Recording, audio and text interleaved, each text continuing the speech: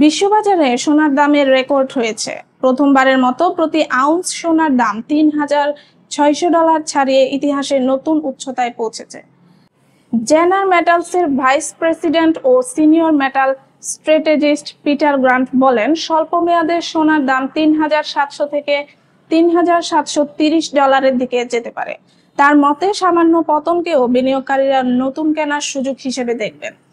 ডলারের দুর্বলতা, বৈশ্বিক অনিশ্চয়তা, কেন্দ্রীয় ব্যাংকগুলোর সোনার মজুদ বাড়ানো এবং সহজ আর্থিক নীতির কারণে গত বছর 27% বৃদ্ধির পর চলতি বছর সোনার দাম এখন পর্যন্ত প্রায় 38% বেড়েছে। চীনের কেন্দ্রীয় ব্যাংক আগস্ট মাসে টানা 10 মাস ধরে সোনা কিনছে।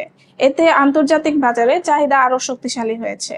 এখন বিনিয়োগকারীদের দৃষ্টি যুক্তরাষ্ট্রের ফেডারেল রিজার্ভের পরবর্তী নীতি ইঙ্গিতের দিকে।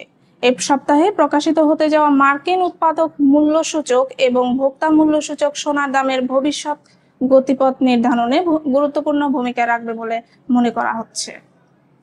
বাংলাদেশেও ইতোমধ্যে সোনার দামে নতুন রেকর্ড হয়েছে। 22 ক্যারেট প্রতি ভরি 1,82,000 টাকা ছাড়িয়েছে।